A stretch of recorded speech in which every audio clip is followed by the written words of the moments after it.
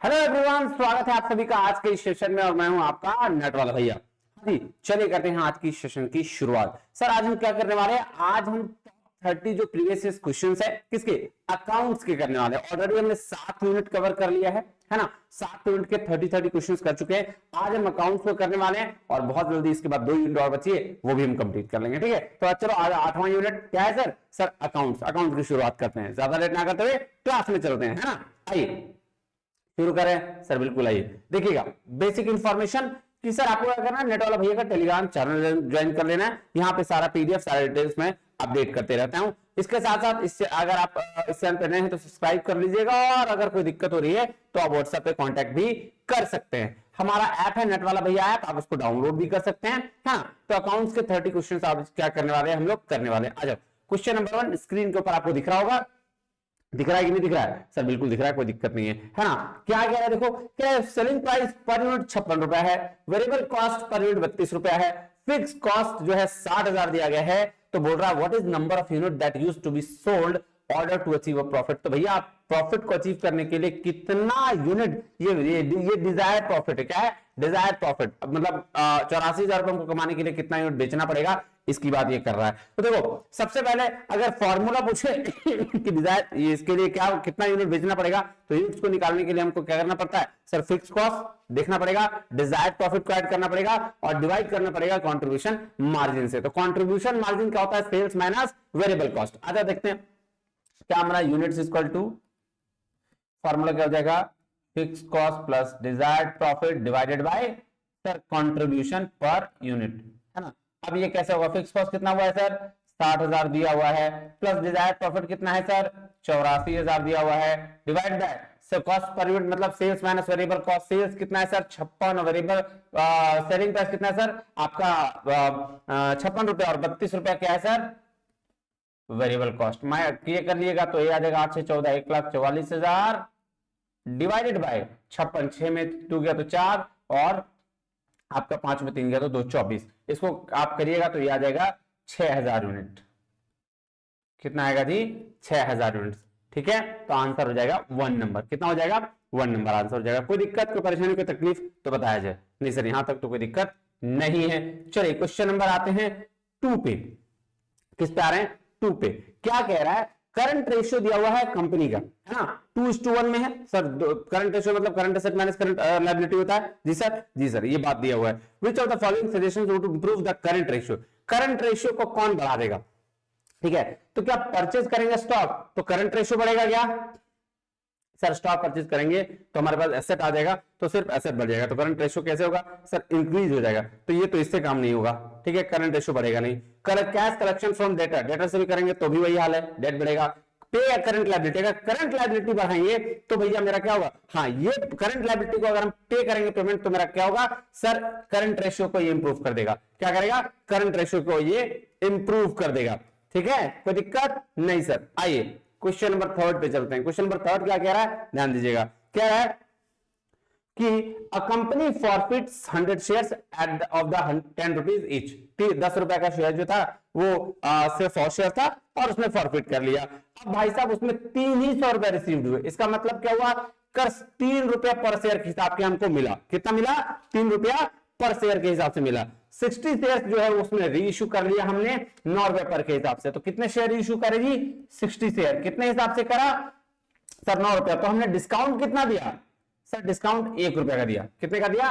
1 रुपए का। हमें पैसा कितना मिला? हमें पैसा मिला 300 रुपए। 300 रुपए यानी कि 3 रुपए पर यूनिट। कितना मिला? 3 रुपए पर शेयर मिला, है ना।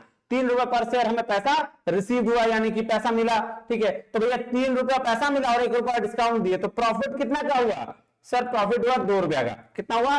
2 रुपए का। और कितने शेयर थे सर? 60 शेयर। तो 60 shares at the rate 2 rupees यानी कि 120 रुपया। क्या होगा? पूछा क्या है? 120 रुपया कैपिटल रिजर्व में कितना जाएगा? तो कैपिटल रिजर्व में कितना जाएगा?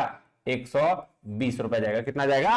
120 रुपया जाएगा। कोई दिक्कत परेशानी तकलीफ तो बताना नहीं, क्योंकि सर हमें पता है कि जितना फॉर फ्यूचर अमाउंट आता है उसी में ना हम डिस्काउंट दे सकते हैं, एक्स्ट्रा तो दे सकते। तो 3 रुपया हमारे पास आया था, हमने जब्त किया था, उसमें से हमने क्या किया? 1 रुपया डिस्काउंट दे दिया, 9 रुपए में 60 शेयर ऑलरेडी बेच डाले। तो हमारे पास प्रॉफिट आया 2 रुपया। जो प्रॉफिट 2 रुपया आया वही प्रॉफिट कैपिटल रिजर्व में जाएगा।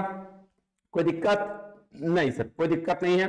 चले आइए सर नेक्स्ट चलते, क्वेश्चन नंबर क्या कह रहा है, क्वेश्चन नंबर 4 को देखते हैं। आइए, क्या arrange the following step of activity based costing in the proper sequence. तो भैया सबसे पहले क्या बोल रहा है, ध्यान दे, सबसे पहले आपको एक्टिविटी बेस्ड कॉस्टिंग के सीक्वेंस में लगाना, मतलब प्रोसेस पूरा पूछा है डायरेक्टली, है ना, क्या कह रहा है, प्रोसेस बताना है। तो एक्टिविटी बेस्ड कॉस्टिंग का क्या मतलब होता है, याद करो हमने रेस्टोरेंट वाला एग्जांपल लिया कि जो जिस हिसाब से खाएगा उस हिसाब से हम शुरू करेंगे। तो सबसे पहले हमको क्या करना पड़ेगा, प्रोसेस स्पेसिफिकेशन करना पड़ेगा, देखना पड़ेगा कि रॉ मटेरियल से फिनिश गुड्स तक हम कैसे पहुंचते हैं। तो इसका क्या करना पड़ेगा, प्रोसेस स्पेसिफिकेशन, है ना, तो सी वाला, ठीक है। उसके बाद सर हम मेन एक्टिविटीज को ध्यान में रखेंगे, फिर उसके बाद हम नॉन वैल्यू एडिंग एक्टिविटी और कॉस्ट को देखेंगे, ठीक है। और उसके बाद फिर हम देखेंगे कि एक्टिविटी कॉस्ट ड्राइवर, और उसमें कॉस्ट को ट्रेस करेंगे, कहां किस तरह से कौन सा कॉस्ट आ रहा है, और तब हम क्या करेंगे सर, फॉलोअप करेंगे। फॉलोअप तो लास्ट में सबसे होता है, ये बात पता होनी चाहिए। तो सी पहले हो गया और ए सबसे लास्ट में, देखो सी और यही है, तो क्वेश्चन नंबर 4 का पहला ही आंसर हो जाएगा। चलो क्वेश्चन नंबर आते हैं हम 5 में, क्या कह रहा है क्वेश्चन नंबर 5 देखें, कह रहा था price of A company share is 80 rupees, company का शेयर का प्राइस कितना है 80 रुपया, ग्रोथ जो अपॉर्चुनिटी है वो कितना है 20 है, तो कंपनी का कैपिटलाइजेशन रेट 15% है, तो ईपीएस, तो सर ईपीएस का फॉर्मूला क्या होगा sir, EPS equal to share price minus क्या होगा सर, शेयर प्राइस में अपॉर्चुनिटी मतलब ग्रोथ रेट, ग्रोथ वैल्यू, और उसके बाद क्या करेंगे सर, कैपिटलाइजेशन का रेट निकाल लेंगे। तो सर ये कितना था 80 माइनस 20, यही है ना जी, इंटू 15%, तो 15 कर देंगे, ये करो कितना आ गया 60 इंटू 0.15, तो 6 डलने के 9, कितना आ गया 9, कितना आ जाएगा 9, ठीक है। रेट क्या हो जाएगा जी 9 रुपया। कोई दिक्कत, कोई परेशानी, कोई तकलीफ नहीं सर, यहां तक तो कोई दिक्कत नहीं है, यहां तक कोई दिक्कत नहीं है। चलो क्वेश्चन नंबर 6 पे देखें। आइए सर क्वेश्चन नंबर 6 क्या कह रहा है, ध्यान से देखते हैं। कह रहा है internal reconstruction. Sir internal reconstruction पहले तो होता क्या है, इंटरनल रिकंस्ट्रक्शन मतलब जब कंपनी किसी भी कोई भी गलती हो, चाहे मान लो या फिर कंपनी को रिफॉर्म कर रही हो इंटरनली, एक्सटर्नली, इंटरनली, तो क्या होगा, कभी कभी क्या होता है कि हमारा मशीन बहुत पुराना हो गया, बेकार पड़ा हुआ है, तो हम उसकी वजह से रिकंस्ट्रक्ट कर लेते हैं। कभी कभी कोई और भी रीजन होते हैं रिकंस्ट्रक्ट करने का, है ना, तो इंटरनली रिकंस्ट्रक्ट करने का बहुत सारा कंपनी है, रीजन है, क्या है, क्या ट्रू केस क्या है इंटरनल रिकंस्ट्रक्शन का, देखते हैं। इंटरनल रिकंस्ट्रक्शन मतलब दोबारा सेटअप कर रहे हैं हम कंपनी का, है ना, क्या कर रहे हैं, दोबारा बना रहे हैं, उसको रिफॉर्म कर रहे हैं, रिकंस्ट्रक्ट दोबारा बनाना, ठीक है। चलो क्वेश्चन नंबर 6 में देखते हैं। क्वेश्चन नंबर 6 कह रहा है which of the following is true in the case of internal reconstruction. क्या बोल रहा है भाई साहब, सबसे पहले कह रहा है एग्जिस्टिंग कंपनी लिक्विडेटेड, नहीं बिल्कुल भी नहीं। इंटरनल रिकंस्ट्रक्शन में हाँ ठीक तो बोल रहा हूं, बिल्कुल भी नहीं, तो ये तो क्या है, गलत है, ठीक है। No new company is formed, बिल्कुल सही बात है ना, नो न्यू कोई भी नया कंपनी नहीं बनता, क्योंकि इंटरनल रिकंस्ट्रक्शन में वही कंपनी रिकंस्ट्रक्ट होती है, ठीक है। चलो there is certain reduction of capital and sometimes liability are also reduced, हाँ रिड्यूस्ड लिखा जाता है ना, जब भी कंपनी बनता है इसका तो रिड्यूस्ड बैलेंस शीट ऐसा करके लिखा जाता है, तो रिडक्शन ऑफ कैपिटल भी होता है, कभी कभी लायबिलिटी भी रिड्यूस किया जाता है, ये बात बिल्कुल सही है। The new company issue fresh capital, एकदम बिल्कुल नहीं, बिल्कुल नहीं। It's done as per the section 16 of the company act 2003, ये बात बिल्कुल सही है, तो आंसर हो जाएगा बी, सी और ई, क्या हो जाएगा बी, सी और ई, है ना जी। चलिए क्वेश्चन नंबर चलते हैं 7 पर, अब मैच करें क्वेश्चन नंबर सर, बिल्कुल मैच करते हैं। आइए क्या कह रहा है सर, इंडियन अकाउंटिंग स्टैंडर्ड है और भैया उससे रिलेटेड चीजें बतानी है, तो अगर हम इंडियन अकाउंटिंग स्टैंडर्ड की बात करें तो ये 12 आ जाएगा इनकम टैक्स का, है ना, 17 आ जाएगा आपका लीज बोरोइंग, ये लीज का, ठीक है। चलो उसके बाद क्या है सर, उसके बाद है इंप्लॉय बेनिफिट 19, 23 में आ जाएगा बोरोइंग कॉस्ट, 23 में आ जाएगा बोरोइंग कॉस्ट, तो ए का 4, बी का 1, सी का 3 और डी का 2, ठीक है। चलो क्वेश्चन नंबर 8 में आते हैं। सर क्वेश्चन नंबर 8 क्या है, फंड फ्लो। अब देखो फंड फ्लो कैसे चेक होता है सर, फंड फ्लो चेक करने के लिए हम देखते हैं कि जो ट्रांजैक्शन हुआ है एक सो करंट होना चाहिए, एक नॉन करंट होना चाहिए, सो करंट और नॉन करंट किसमें किसमें वो चेक करते हैं फटाफट, है ना। आ जाओ, पेमेंट ऑफ ट्रेड क्रेडिटर्स और सेल ऑफ लैंड। सर एक तो ट्रेड क्रेडिटर्स को पेमेंट किए तो भैया एक ये है, और sale of land, by sale of land, land बेचे तो एक तो सर क्या है करंट है, एक नॉन करंट है, तो सर ये तो बिल्कुल सही है। Cash collection from debtor, sir दोनों का दोनों क्या है सर, करंट एसेट्स है, तो ये तो नहीं होगा, है ना, तो बी वाले हटा दो, बी वाला हट गया। चलो cash purchase of furniture bye issue bill payable, तो बिल पेबल जो है करंट है, फर्नीचर जो है आपका नॉन करंट है, तो ये हो जाएगा, ठीक है। Payment of long term by cash, तो देखो कैश क्या है और ये पेमेंट लॉन्ग टर्म। तो सर एक तो क्या है सर करंट और दूसरा नॉन करंट। एक minute long term by cash, तो हाँ ठीक तो बोल रहा हूँ।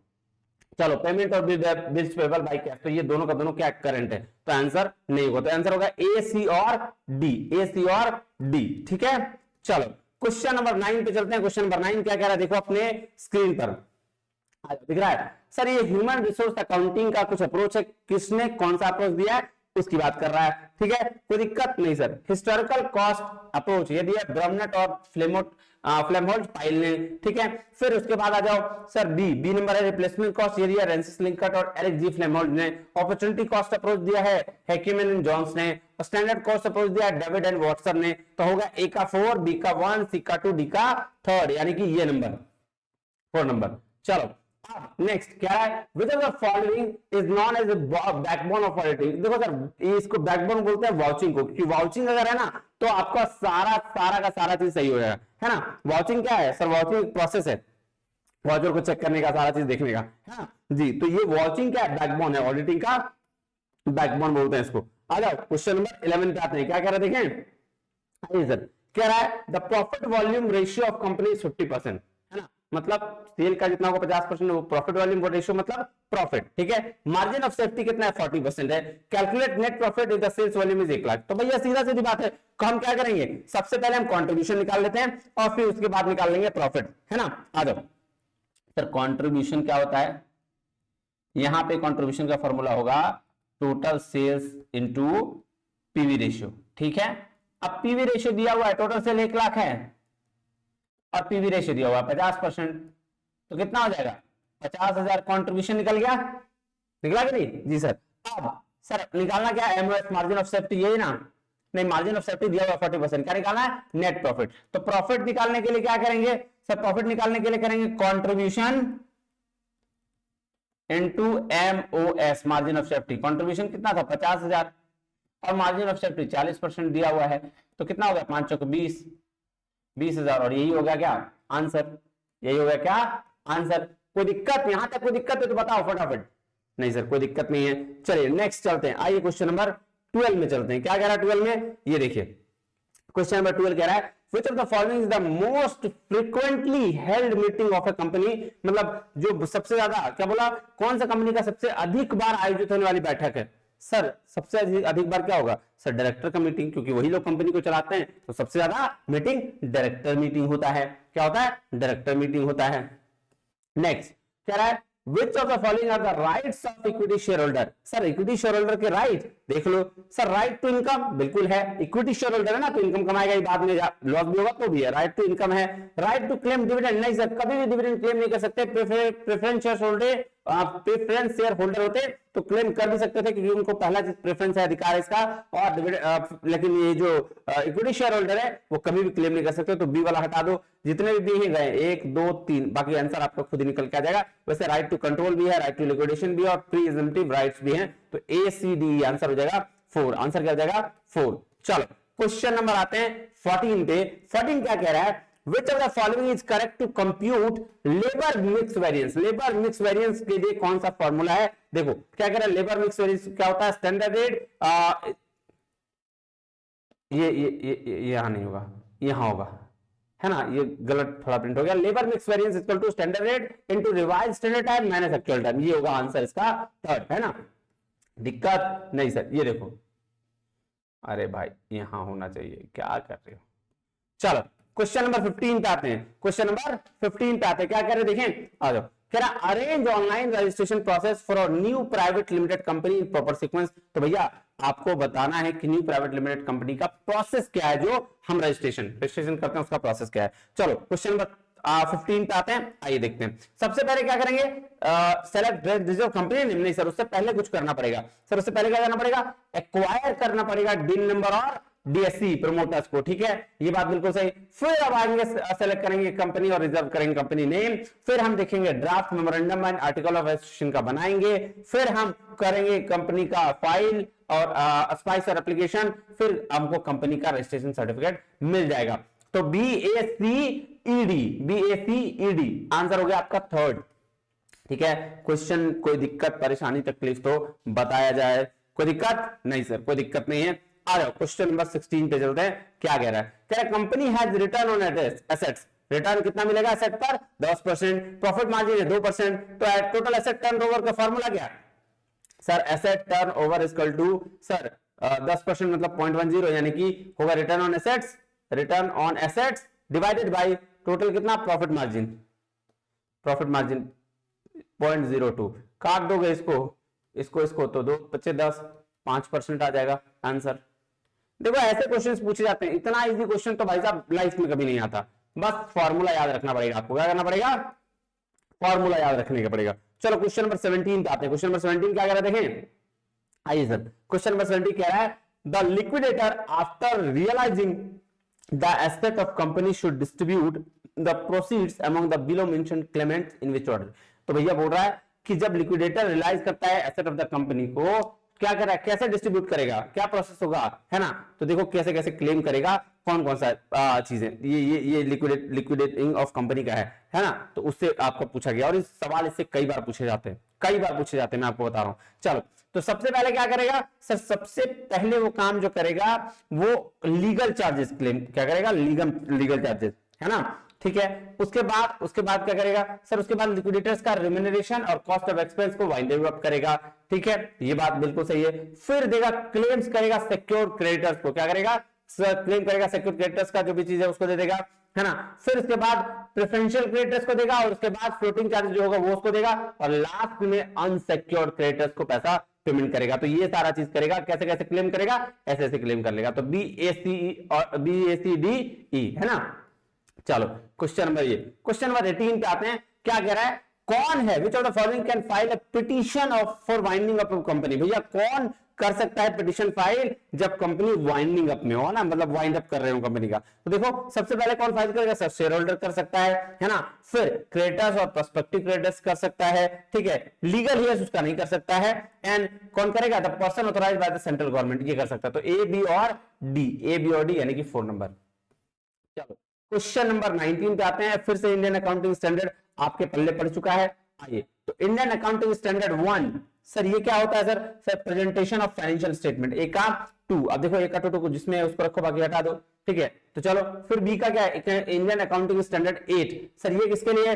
सर ये है accounting policies change in the accounting estimates and error. ठीक है, फिर अकाउंटिंग स्टैंडर्ड 28 ये किसके लिए? सर ये है इन्वेस्टमेंट इन एसोसिएट जॉइंट वेंचर के लिए। और इंडियन अकाउंटिंग स्टैंडर्ड 34 ये है इंटरिम फाइनेंशियल रिपोर्टिंग के लिए। तो क्या हो गया? ए का 2, बी का 4, सी का 1, डी का 3। कोई दिक्कत परेशानी तकलीफ नहीं सर। चलिए नेक्स्ट क्वेश्चन नंबर 20 पे आते हैं। क्या कह रहा है? Which of the following duty is not a general duty of directors of the company? कौन सा ड्यूटी जो है वो जनरल ड्यूटी नहीं है? कह रहा है duty of good faith in order to promote the object of the company. तो ये तो जनरल ड्यूटी हो गया, है ना? Duty of due and reasonable care, skill and diligence, sell exercise independent judgement. तो ये भी क्या जनरल ड्यूटी है? Duty to attend board meeting. Sir ये जो बोर्ड मीटिंग्स का ड्यूटी जो है ना अटेंड करना, वो जनरल ड्यूटी में नहीं आता, ये स्पेसिफिक ड्यूटी में आता है। तो ये बात सॉरी यही इसका आंसर है।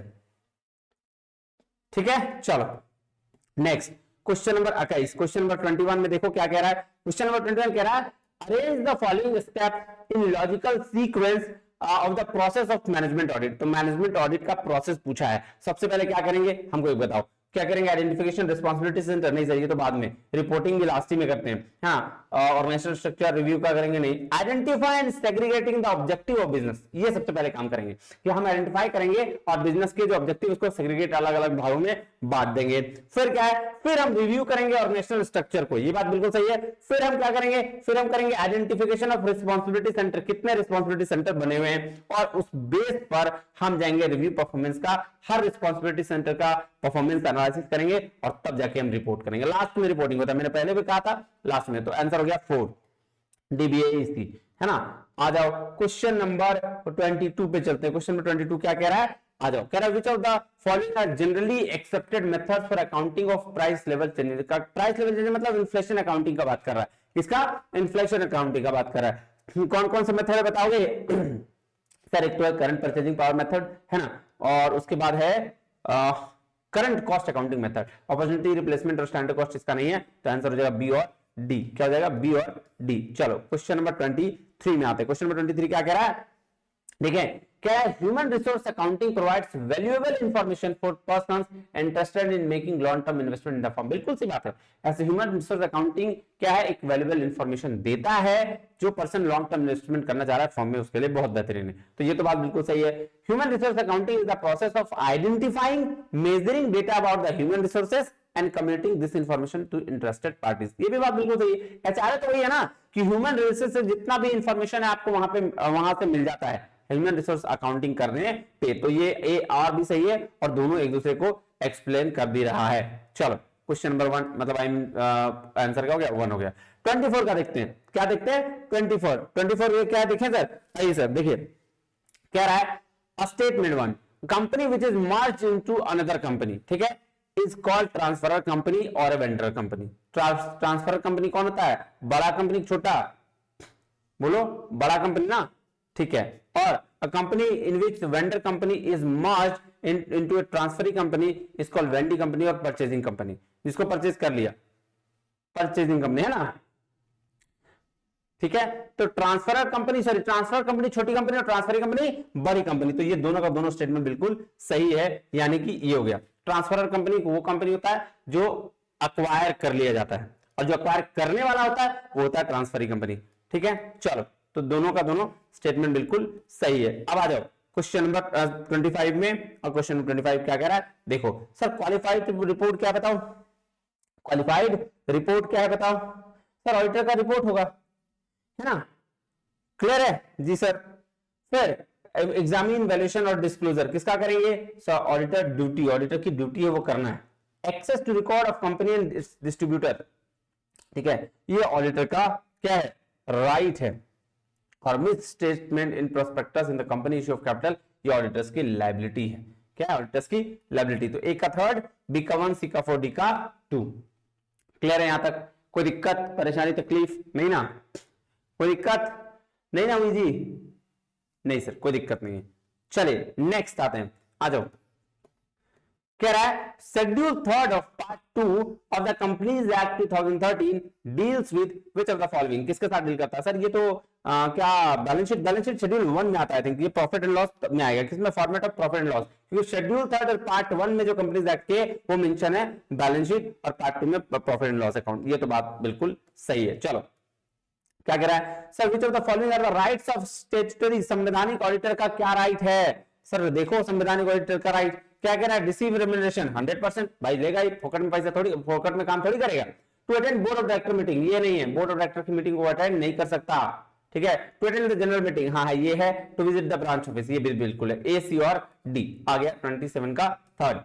चलो कह रहा policy of playing safe followed by the accountant is based on which of the following concept. देखो अकाउंटिंग के कॉन्सेप्ट्स की बात कर रहा है, 14 कॉन्सेप्ट है ना, 4 कन्वेंशन भी उसमें, तो वो किसकी बात करता है सर? ये बोल रहा प्लेइंग सेफ, सेफ खेलना। सेफ खेलना किसको बोलते हैं? Conservatism convention. कंजर्वेटिज्म क्या कहता है? कहता है भैया फ्यूचर में होने वाले प्रॉफिट को इग्नोर करो, लेकिन फ्यूचर में होने वाले लॉस को सर कंसीडर करो। यही तो बोलता है ना कंजर्वेटिज्म, है ना जी। चलिए नेक्स्ट क्वेश्चन है 29। कह रहा written plan containing the details regarding the conduct of a particular audit. क्या बोलते हैं इसको सर? इसको बोलते हैं ऑडिट प्रोग्राम। क्या बोलते हैं? Audit programme. की टोटल का टोटल क्या है उसमें डिटेल रहता है ना, कि क्या प्लान होगा, कैसे हम ऑडिट करेंगे, वो सारा चीज इसमें मेंशन रहता है। Next question number 29। अच्छा 29 ही क्वेश्चन थे, अरे ले जाओ, एक क्वेश्चन का घपला कर दिया मैंने। चलो मिलते हैं अगले वीडियो में, आज के लिए इतना ही। मुझे उम्मीद है आपको पसंद आई होगी, और मिलते हैं अगले वीडियो में। तब तक के लिए बहुत बहुत धन्यवाद। Thank you very much. जय हिंद।